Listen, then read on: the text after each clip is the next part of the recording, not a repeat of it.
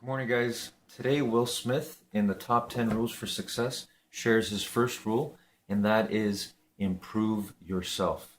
And he gives an example of how every morning when he wakes up, his number one goal and purpose is to prepare himself to work on himself to help others.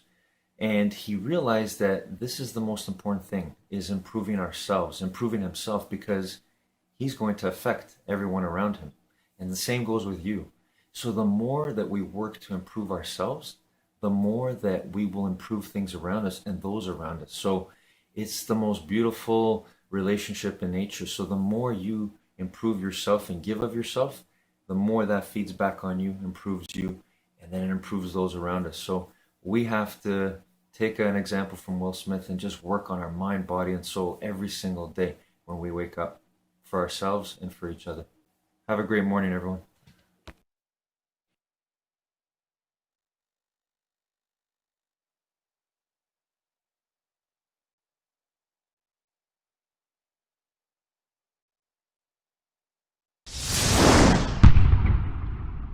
Rise and shine, it's espresso time. Good morning, Believe Nation. It's Evan. I am not a morning person, but here's what I know. When you start your day with a powerful routine that inspires you, it will change your life, like watching these videos. And in celebration of my recent one-on-one with Les Brown, get ready for a shot of espresso from our vaults with Les Brown. I wake up every morning. Espresso, keep me going. I wake up every morning. Overcoming the negative conversation, that inner dialogue that's going on all the time, even when you don't want it to be there. You can't stop yourself right now from thinking. You can't do it. It's going on. And so learning how to empower yourself, part of doing that is standing up to yourself. You've got to stand up inside yourself sometimes and say, shut up. You've got to do this. I was going to give a presentation, and this voice inside of me saying, you can't do this. You don't have everything it takes. I shut up. I'm behind on my bills, and you're telling me what I can't do. I have got to do it. You'll get scared sometimes. Your mind will go blank on you. Some people you will allow to unnerve you, and you wonder, what's wrong with me? I'm not crazy. That's why you've got to learn to make a conscious, deliberate, determined effort to stand up inside yourself. Working on yourself, watching that inner dialogue, it will determine the quality of your life. This is a really important message because we all have limiting personal beliefs. we all hold ourselves back. We all have this story that we tell ourselves. We tell ourselves that you're never going to be successful because you didn't grow up in the right family, because you don't have the right education, because you don't have the right friends, because you don't come from money, because you are not smart enough. Look at you. You're never going to be a success. And the only way you're going to break free of those limiting personal beliefs is to stand up to yourself, to understand that these are just stories that you're telling yourselves, that none of them are actually true. And if you can change that mindset to help you understand that you have the ability to make changes for yourself, you have the ability to control your own life and your path and your journey, then it frees you. So stand up for yourself and go build the company of your dreams. Now I've got some special bonus clips that I think you're going to enjoy. But before that, it's time for the question of the day. I want to know, what was your single biggest takeaway from this video and your plan of action for the next week? When you just watch a video and you get motivated, the sign says you have a 35% chance of actually following through. That's not good enough, Believe Nation. We need to take some action. But when you watch a video, you get motivated and you create a specific plan of action, that number jumps from 35% to 91% chance of you following through. And when you publicly commit to other people, like leaving a comment down in this video, your number jumps to 95% chance of you actually following through on the plan you set for yourself. So I want to know your single biggest takeaway from this video and your plan of action for the next week. Leave it down in the comments below so I can celebrate you.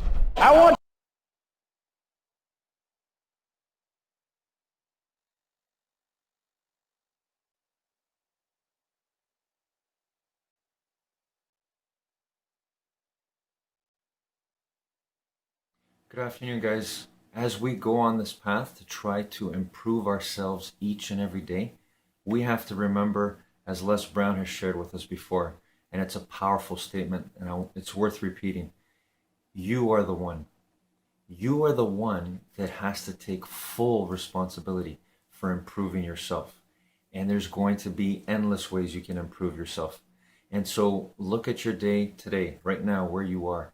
Where is there one area, one thing, one choice, having looked back on your day, that you could have done something differently where it would have turned out in a different way? Think about just one example today. And with that same power of that one different decision, imagine applying that each and every moment, every single day, and never giving up on that. You'll see profound changes. Have a great afternoon, everyone.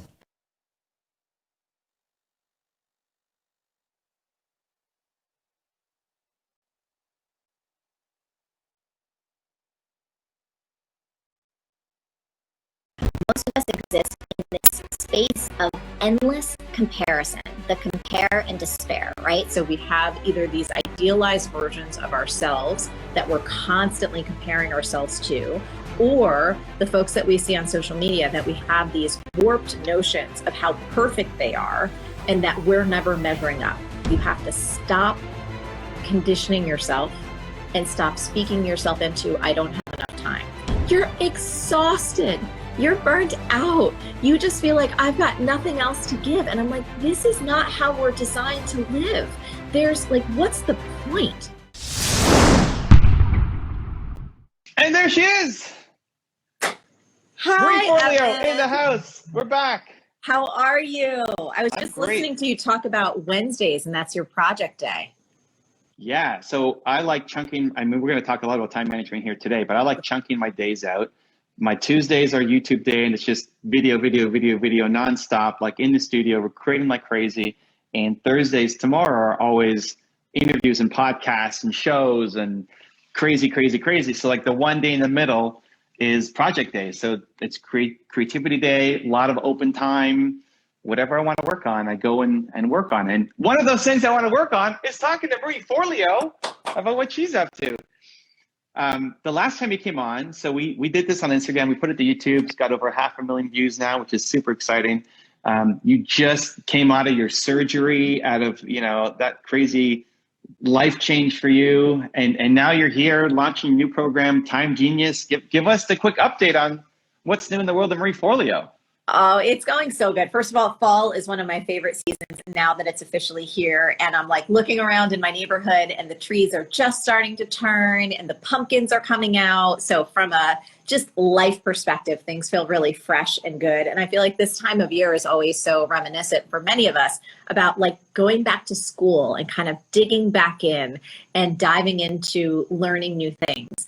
And so company wise, we are in the midst of, we're so excited, this new program that's called Time Genius, which is really giving people a paradigm shift around time so they can be joyfully productive. So whether you're an entrepreneur or you're an employee, you know, one of the things that I just was noticing for honestly, the past 5 or 6 years, but it feels like it's kept getting more intense and more intense over time, was just hearing myself and then hearing other people I talk to always express this feeling of being behind, of feeling overstretched, of feeling overcommitted, like they can't ever catch up, that there's so much to do, there's so little time, people feeling stressed out, burnt out, some people having health challenges, talking to other fellow entrepreneurs and people going like, God, you know, the pace that I used to keep, and it feels like there's just so much coming at me all the time between emails and social and incoming and potential projects and my family. It just all started to feel like too much. And I was like, there's something wrong here because I'm a smart person. You're a smart person. So many of people in our audience, we are intelligent, we're earnest, we're hardworking, but it's like something wasn't matching up. And I was feeling like this culture has us believing some things that are just simply unsustainable. And, you know, what's happening in the personal can oftentimes be happening in the global as well. And I think there's some interesting parallels there between the fact that, you know, how we're operating, many of us, has been an unsustainable type of setup in terms of working way too many hours, not taking enough breaks, and constantly feeling or believing like we're not enough. And I know belief is so big for you, Evan. That is your theme. That is one of your biggest mantras, is helping people believe in themselves. And you know the power of beliefs, right? If you believe that there's not enough time, if you believe that you're not doing enough, that you're never getting the right things done, that you're always behind, that is going to be your experience of life. And one of the things that we know from end of life studies, and we do have this research and we do have this data, is when people come to the end of their journey on this plane, one of their number one regrets is that they didn't live their life in a way that was true to them, but in a way that other people expected of them. And I think for many of us, we've been kind of living, adhering to other people's expectations, whether those are explicit or implicit, or just what we notice other people around us doing. For example, this constant drumming of the message of 24/7 hustle culture. And look, I love my work. I'm so passionate about it. I've been doing this for 20 years, and I don't plan on stopping anytime soon. So it's not about not loving what you do. But at some point, I think, again, about 5 or 6 years ago, I started to notice it was like this gross exaggeration, this unattainable, unsustainable expectation that I was like, this isn't healthy. I don't want any part of it. So Time Genius is our answer to that. I love it. So for the YouTube audience, we'll link that in the description below. Go check out the Time Genius down there. It's got to be one of the most common questions that I get asked by entrepreneurs who are starting out, trying to juggle everything, maybe already have a job and trying to figure out work, home, kids, business. Like, what do you tell them? What's the advice that you give an entrepreneur who's like, I have no time, Marie. I have no time for anything. What do I do? Yes. Well, first of all, it's like that is actually the first thing that we want to start to investigate. And that's one of the first things that we want to change, because how we speak to ourselves, it's like we're fish swimming in water. We don't even realize it all the time. And right, if you're saying like, I don't have the time, I don't have the time, I don't have the time, while this sounds really cliched and simplistic, it comes back to neuroplasticity and what we know from research and our minds. If you say that constantly, you are physically driving those grooves into your brain. It's kind of like, plowing snow off of your driveway or railroad tracks, right? If you keep drilling that sentence and sentiment in, either you're saying it in your own head or you're saying it out loud or simply a combination. And when you're doing it from a place of emotional intensity, like stress or overwhelm or fear, that is going to be your lived experience. And the more those grooves get set into place, it becomes a pattern. And again, something else we know from research is that we human beings live about 40% of our life out of habit or pattern. So if you keep saying that, then that will be your experience, whether you're at the beginning of your journey, at the middle of your journey, when your business actually starts working and you're like, oh my God, I got to grow it. I've got to hire a team, right? And I have all these projects that I have to do. And then even if you're more seasoned as an entrepreneur, that groove will still be there and you'll still create it. So the first place we need to look is you have to stop conditioning yourself and stop speaking yourself into, I don't have enough time. So here's a mantra that I use, and it's helped me amazingly when it comes to kind of backing out of overwhelm and starting to change my own habits and my own thoughts around this, is that I always have time for what's most important. I always have time for what's most important. So yes, there might be a lot on your plate right now, but if you come from a space of, I always have time for what's most important, it slows you down. It helps you kind of dial back on the stress. And what that mantra intrinsically prompts you to figure out is, well, what's most important? So there's kind of a lot embedded under there in terms of helping us realize that, first of all, not everything can be important, because that would actually defy the definition of priorities, right? You can't have multiple priorities. There needs to be one. But second, it helps you start to decide, well, what is most important at this stage and season of my life? So if you're at the beginning, it might be about going like, okay, I can't expect myself to do an hour workout every day and meditate twice a day for 20 minutes and then be the most perfect parent, walk my dog for an hour every day. It might be about giving yourself the grace and space to recognize, I'm starting a business. This is a really heavy lift. Maybe I also have a job on the side too, which is also a very heavy lift.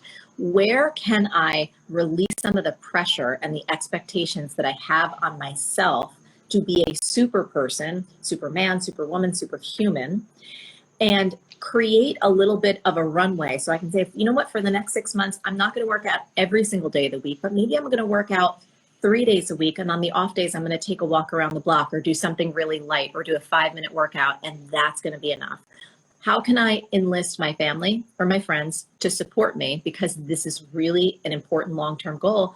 And maybe you're not going to do a home-cooked meal every single night, or your kids or other people can pitch in, or you can do potlucks, right? It's about kind of using that figure-outable philosophy. But I think where we get ourselves into trouble, generally speaking, in terms of where we start, is we don't recognize the power we have in our own minds, in our own bodies, in our own ability to speak our reality into existence. And of course, that doesn't dismiss the very real challenges that we have with, like, there's only 24 hours in a day. We need sleep.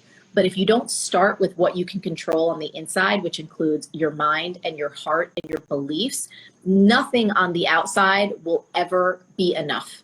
You can't change your circumstances enough. You wouldn't be able to get less hours on the job, because that same belief track, which is I don't have enough time, I don't have enough time, I don't have enough time, will still be running. So you can move the chess pieces around exteriorly, but if you don't change this first, you're never going to have what we like to call in Time Genius the experience of being joyfully productive. And what does that mean? That means the experience of, like what you're talking about, Adam, where you're like, I've got my projects to do today, right? Today is a day where I get to create something. I get to be present in my life. I get to be there with my kids, my partner, my loved one, and not be looking at my phone or my computer or thinking that I should be 5 or 10 or 20 different other places, or beating myself up because I didn't get enough done at work. So now I'm really not present, but I'm wanting to get back there. That's what we want to go for in Time Genius. It's really an inside-out transformation. I love it. Marie Forley was preaching here, ladies and gentlemen. I love it. It's great. Talk to me about judgment. Okay, so yesterday, for example, I spent maybe a quarter of my day listening to Pet Shop Boys Go West at 1.25 speed for whatever reason, and it led me down this rabbit hole that eventually led to this really cool new idea that I could bring to my customers. But it was a lot of mess, and there was no real intention with it, just besides, I like this, so I'm going to listen to the song on repeat for whatever reason. And somebody asked me, doesn't that feel like a waste of time? And sometimes it leads somewhere, and sometimes it doesn't. And my best answer is really, I don't know. I don't judge myself for following my creativity, but I don't really know how to teach that component. So so many people are judging themselves for not being a better mom or not being a better entrepreneur or not being a better husband or wife or whatever. How do we start to loosen the judgment? Because when you say, well, I'm not going to do a home cooked meal today, then that voice, so now I'm a crappy mom or dad if I didn't make that meal. So how do we get over the judgment to then start making our time more effective? I think it becomes really about self-compassion. And I didn't expect this to be such a big part of the Time Genius program when I was putting it together. But one of the themes that we talk about consistently is how when you're in the Time Genius zone, you have so much self-compassion. You have so much kindness for you. Because what you're talking about really, Evan, is the fact that most of us exist in this space of endless comparison, the compare and despair, right? So we have either these idealized versions of ourselves that we're constantly comparing ourselves to, or the folks that we see on social media that we have these warped notions of how perfect they are and that we're never measuring up. So I think it comes back to understanding if you actually are engaging in that compare and despair and go, I'm not doing that today. Like, not today. No, who I am is enough. Me showing up and being present in is enough. And really taking a step back to challenge the assumptions that you have in your head about who you're supposed to be. Like, where did those ideas come from? And if you actually slow yourself down and investigate that, and you have the courage to be honest with yourself, you will uncover exactly who you're comparing yourself to, or those outdated definitions of success that you might have formed when you were a kid about, for example, my mom is an amazing human. God bless her. She's still alive. Her greatest joy and some of her greatest goals in life were around having a family. She wanted to have a family. So cooking a home cooked meal every single night, making sure that the house was how she wanted it, taking care of things so that my dad and my brother and myself, that we were okay. Like, that was her life's goal and aspiration. And it's not mine. But as a young girl, I was thinking like, oh, well, that's what it means to be a successful woman, because that was the example that I saw.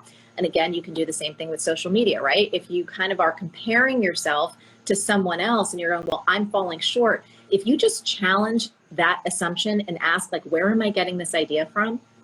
Why am I believing that who I am as a human being is not enough? And going like, no, I'm more than enough. This self-compassion piece, my journey is unique. So me as an individual, talking about my mom, I knew very clearly when I was young that I didn't necessarily want to get married and I didn't necessarily want to have kids, which was a huge departure from my kind of familial script from my Italian American family, right? And so that takes work to have the courage to define success for yourself and to keep, this is really a practice, to keep clearing out that compare and despair that fills up so much of our world because we are on things like this. Like, this is a beautiful form of social media, in my opinion, where you and I not only get to have this conversation, we have these beautiful people here. This is also going to be on YouTube, so there'll be more beautiful people that we'll be connecting with, and we can learn ideas from each other and share possibilities. That's awesome when it comes to technology and social. But I think we'd be remiss if we didn't also talk about the flip side of it, right? How many of us can use these platforms to measure ourselves against other people and then come up short. And all of a sudden our lives are somehow not enough, when in reality, it's that thought that's creating the pain, not the reality of our circumstances. And that's all an inside job. So I know that was a very kind of long answer.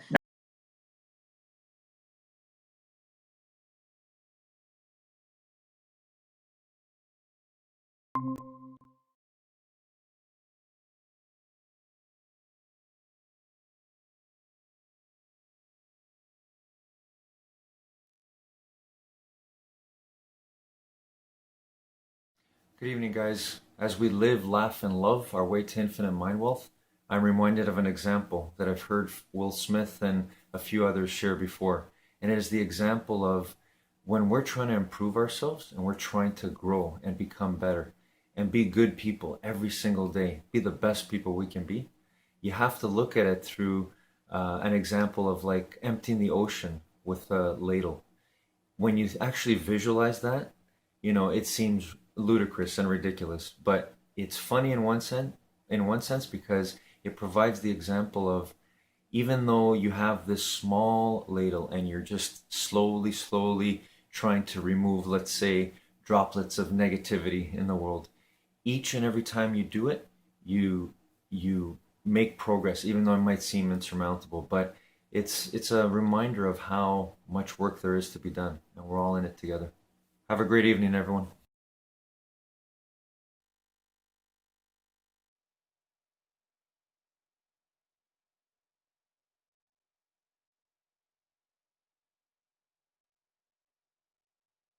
You know, there's a gospel saying, which is, of course, impossible to comprehend or believe: knock and the door will open, ask and you will receive, seek and you will find. And people think, well, no way, the world's not constituted like that. It's like, it goes back to the idea of aim.